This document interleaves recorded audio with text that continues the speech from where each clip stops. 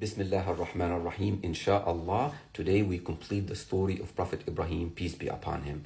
Allah subhanahu wa ta'ala sent angels in the form of men to Sarah and Ibrahim in Palestine.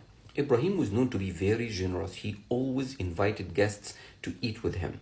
So when the men who were actually angels approached him and said hello, he treated them as guests. He did not recognize them, and he prepared a nice calf for them to eat. But he saw that their hands didn't reach out for the food, so he started to be suspicious and concerned. They said, "Do not be afraid. God sent us to destroy the people of Lot, who is a prophet whose story, inshallah, we will cover in the very next post." Sarah, who was very old at the time, heard the conversation that these angels came to destroy the people of Lot, who were awful people. So she cheered up and smiled. The angels shared good news with her, and they said, "God is blessing you with Isaac, and after Isaac, Jacob." So the good news is that you will have a son, Isaac, who will be a prophet, and you will live to see his son, Jacob, who will also be a prophet.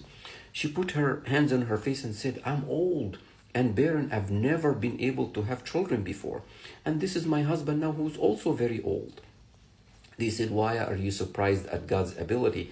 It's a lesson for us to never ever despair or give up on God's mercy and blessings."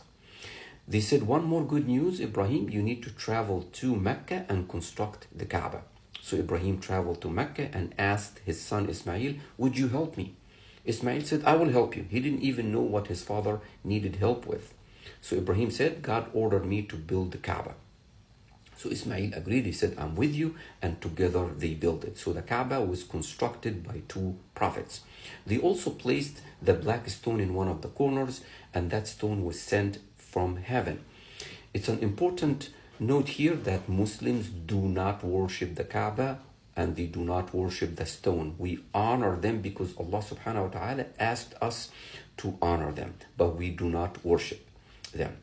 For completeness, there is one more piece to the story of Prophet Ibrahim. He asked Allah subhanahu wa ta'ala, he said that, "I want to see you resurrect the dead." Allah subhanahu wa ta'ala said, "Do you not believe?" And he said, "Yes, of course I do, but I want to have yaqeen, confidence in my heart so that I can elevate my faith even higher."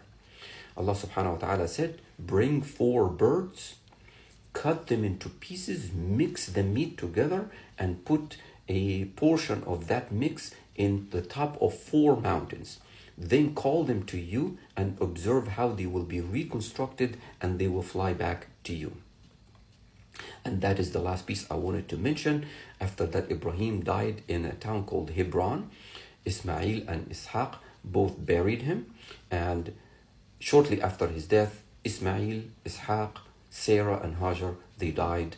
And that is the story of one of the greatest prophets, one of the greatest human beings that ever walked the earth, Prophet Ibrahim, peace be upon him.